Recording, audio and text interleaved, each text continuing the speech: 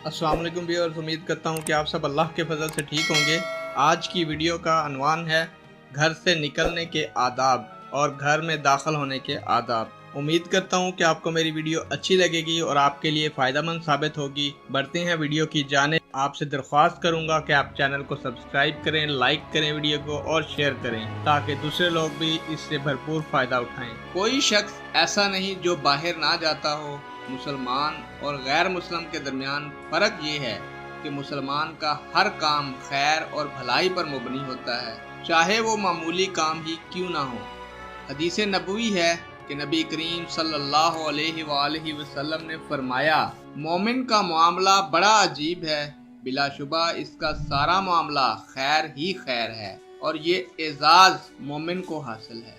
अगर इसे कोई खुशी मिलती है तो इस पर वो अपने रब का शुक्र अदा करता है, लिहाजा ये भी इसलिए खैर है। और अगर इसे किसी मुसीबत का सामना करना पड़ता है तो इस पर वो सब्र करता है, तो ये भी इसके लिए खैर ही है। लिहाजा मुसलमान को चाहिए कि जब वो कपड़े और लिबास पहने तो पहले दाएं से इब्तिदा करे और जब उतारे तो पहले बाएं से उतारे। हजरत अबू हुरैरा रज़ियल्लाहु ताला अन्हो रवायत करते हैं कि रसूल खुदा सल्लल्लाहु अलैहि वसल्लम ने फरमाया, जब तुम में से कोई शख्स जूता पहने तो दाएं से इब्तिदा करे और जब जूता उतारे तो पहले बाएं पांव का उतारे। सही मुस्लिम।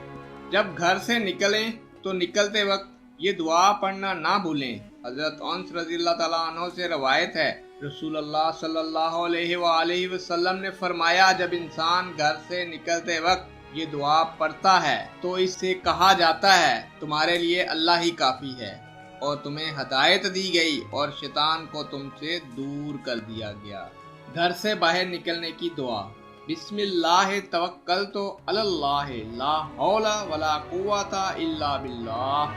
तर्जुमा, अल्लाह का नाम लेकर निकल रहा हूँ, मैंने अल्लाह पर भरोसा किया, अल्लाह के सिवा कोई बुराई से कोई रोकने वाला नहीं और ना इसके सिवा कोई नेकी की तौफीक देने वाला है। व्यूअर्स, हज़रत उम्मे सलमा रज़ियल्लाहु ताला अन्हा फरमाती हैं, रसूलुल्लाह सल्लल्लाहु अलैहि वसल्लम जब इनके घर से निकलते तो ये दुआ पढ़ा करते थे, अल्लाह ताला का नाम लेकर घर से निकल रहा हूँ, मैं अल्लाह पर भरोसा करता हूँ, ऐ अल्लाह हम तेरी पनाह मांगते हैं इससे कि हम राह रास्त से फिसल जाएं या गुमराह हो जाएं, या हम किसी पर जुल्म करें या हम पर जुल्म किया जाए, या हम जहालत का काम करें या हम पर ज्यादती की जाए।